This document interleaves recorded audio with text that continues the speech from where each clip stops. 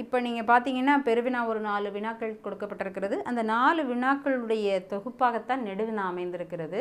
இந்த 4 வினாக்களில் உள்ள செய்திகள் தான் 2 நெடுவினாக்களாக பிரித்து ஆளப்பட்டிருக்கிறது. முதல் கேள்வி ராமலிங்க அடிகளாரின் சமரச உணர்விற்கு எடுத்துக்காட்டாக நுந்தம் பாடப்பகுதியில் வரும் கருத்துக்களை தொகுத்து வரைக. சமரச உணர்வுக்கு எடுத்துக்காட்டாக உன்னுடைய பாடப்பகுதியில் என்ன சொல்லியிருக்கார் அப்படின்றத மட்டும்தான் சொன்னேன். ஏன்னா வள்ளார்னா நம்ம எல்லாத்தையும் சொல்லிடுவோம். அதன் காரணமாகத்தான் அவர் சொல்கிறார் ராமலிங்க அடிகளாரின் சமரச உணர்வுக்கு எடுத்துக்காட்டாக அவர் சொல்லப்பட்டதான் சமரச கோயிலை ஏற்படுத்துகிற நிலையை தான் நாம் இங்கே சொல்லணும்.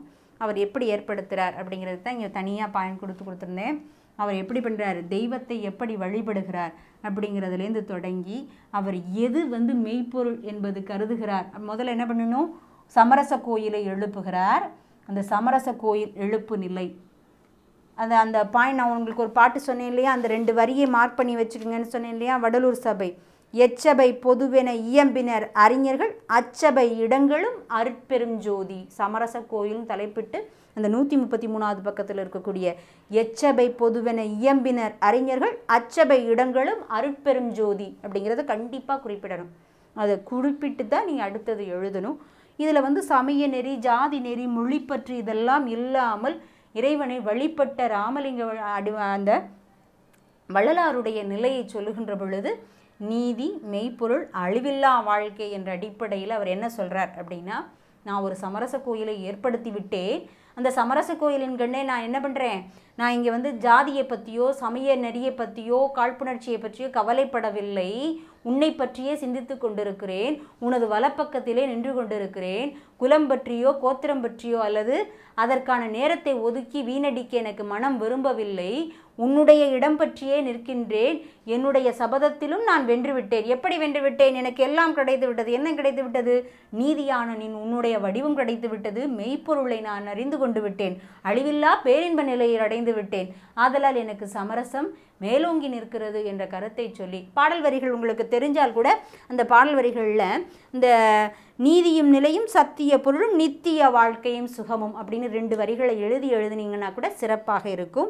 இல்லைன்னா பலத்தினி நின்ற என் இருக்குது பண்ணிய தவம் பலித்ததே அப்படிங்கிற அந்த 2 வரியும் எழுதி இந்த 4 கருத்துக்களையும் அடிப்படையாக வைத்து எழுதினீர்கள் என்றால் அந்த கேள்வி முடிந்தது. அடுத்தது நாடு, சமயம், ஜாதி இவற்றை அடிப்படையாக கொண்டு சமரச உணர்வின் நின்று மாறுபடுதல் தவறாம் என்று திருவிக்காவலை நின்று விளக்கு. எது சமரசம்னு சொல்லணும், சொல்லிட்டு சமரசம் பரவாமைக்கு காரணம்னு கொடுத்து அழுக்காறு, அவா, வெகுளி இப்படி சின்ன சின்ன தலைப்புகளாக கொடுத்ததுக்கு அப்புறம் இந்த அழுக்காறுனா என்ன, அவானா என்ன, வெகுளினா என்ன, இதனால் என்ன ஏற்படுது அப்படின்றதை நான் ஏற்கனவே உங்களுக்கு முன்னால் தொகுத்து கொடுத்தேன். பூசல் இருக்காது, தண்டனை இருக்காது, அரசனுடைய செங்கோல் ஓச்சும் நிலை அப்படின்னு சொல்லக்கூடிய அந்த அரசருக்கு உட்பட்டு இயங்க வேண்டிய நிலை இருக்காது. ஏன்னா எதெல்லாம் இருந்தால், சமரசம் இருந்தால் அந்த நிலை இருக்காது என்பதை சொல்லி சமரசம் பரவாமைக்கான காரணங்கள தான் அழிக்காறு, அவா, வெகுளி அப்படிங்கிறதையும் சொல்லி நாட்டில் எப்படி அது இந்த அழுக்காறு பயன்படுகிறது, இந்த மொழியில் எப்படி அழுக்காறு பயன்படுகிறது, சமய நெறியிலையும் ஜாதியிலும் அழுக்காறு எப்படி முன்னால் கோல் வச்சுகிறது, இந்த நாட்டில் அதீதமாக அழுக்காறு பொறாமைப்படுபவர்கள் மேல்நாட்டவர்களாக இருக்கிறார்கள் என்ற கருத்தையும் முக்கியமாக அதை சொல்லணும். மேல்நாட்டவர்கள் அந்த அழுக்காறுபடுவதில் அதாவது பொறாமைப்படுவதில் மிக்கவர்களாக இருக்கிறார்கள். அதனால் மற்ற நாடுகள் மேலே நீர்மூழ்கி கப்பல்களில் ஏவுகணைகளை விடுவதும் வானத்திலிருந்து ஏவுகணைகளை விடுவதும் மற்ற நாடுகளோடு சண்டையிட்டுக் கொள்வதுமே வழக்கமாக போய்விட்டது. இது நாட்டு பற்றி இருக்கலாம், அந்த செய்தியை முக்கியமாக சொல்லணும். நாட்டு பற்றி இருக்கலாம், தாய்நாட்டு பற்றி இருக்கலாம், என்ன இருக்கக்கூடாது, மற்ற நாடுகளை துன்புறுத்தக்கூடாது. மொழி பற்றி இருக்கலாம், அந்த மொழி மற்ற மொழிகளை நிந்திக்கக்கூடாது. சமய நெறி இருக்கலாம், அதற்காக சமய நெறிப்படி எப்படி அந்த நெறியில் சொல்லப்பட்ட கருத்துப்படி வாழலாம், அதற்காக மற்ற சமயங்களை இகழ்ந்து பேசுதல் கூடாது, மற்ற ஜாதிகளையும் இகழ்ந்து பேசுதல் கூடாது என்ற நிலையில் இந்த சமரச நெறிகளை சொல்லி இந்த அழுக்காறு, அவ்வா, வெகுளி இதெல்லாம் இல்லாமல் இந்த நாட்டுப்பற்று, மொழிப்பற்று, சமய நெறிப்பற்று, ஜாதி பற்று விலகினால் சமரசம் தானாக இயல்பாக மனிதனின் மனதில் குடிகொள்ளும் அப்படிங்கிற அந்த கருத்தை நிச்சயமாக அந்த எல்லாத்தையும் சேர்த்து தொகுத்து ஒன்னொன்றுக்கு ஒரு உட்தலைப்பிட்டு எழுதினீங்கன்னா அந்த கேள்வி முழுமையாக நிறைவடையும்.